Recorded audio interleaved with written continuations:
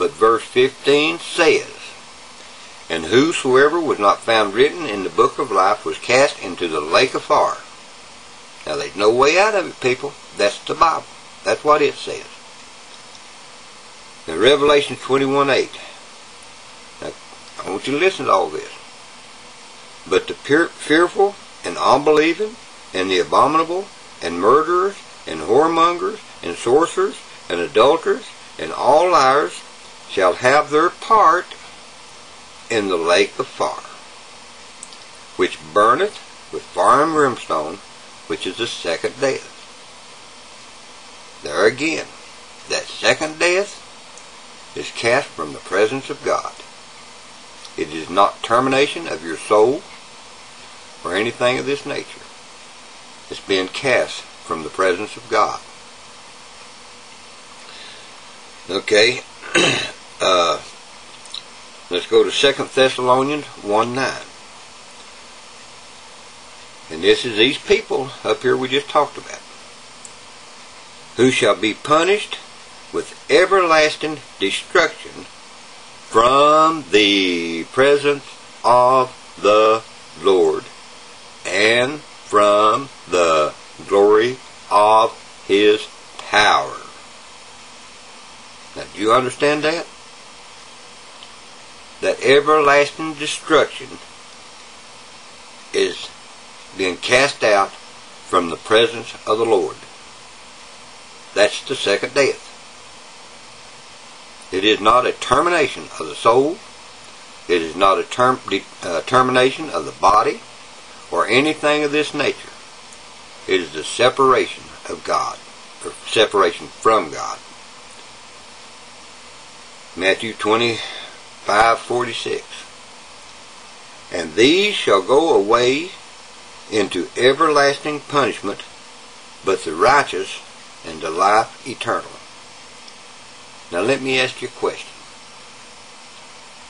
If those individuals that some people says everything terminates at the second death,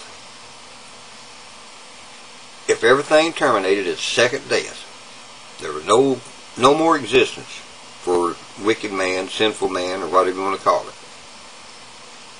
how could they go through everlasting punishment? Everlasting means forever and ever and ever and ever. There's no end to it. I don't care how you look at it. So if it's an everlasting punishment, if the second death meant everything was done away with, then the Bible must be a lie, because this verse here says everlasting punishment. Now, people, I don't see how in the world you can see anything different about it. When it says everlasting, it means everlasting. If it says punishment, it means punishment. On the other hand, if it says eternal, again, which is life that goes on and on and on forever and ever, eternity, or eternal life, that means life goes on forever in the presence of God.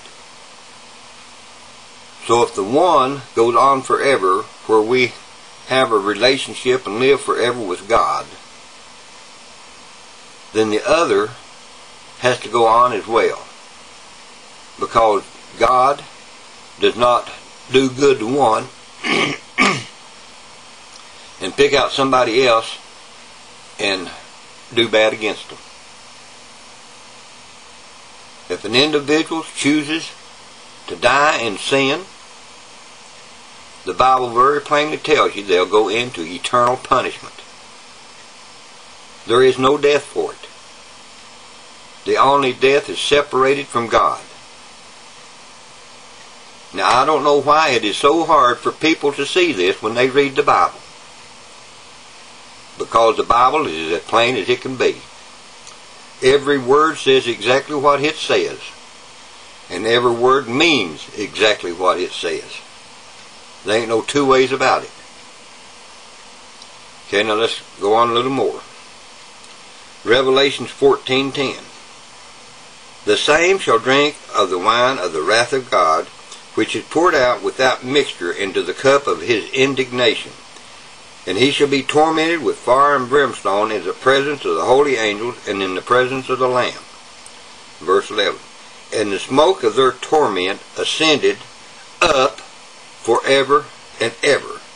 And they have no rest, day nor night, who worship the beast and his image, and whosoever receives the mark, as well as all of those others that's not found written in the book of life.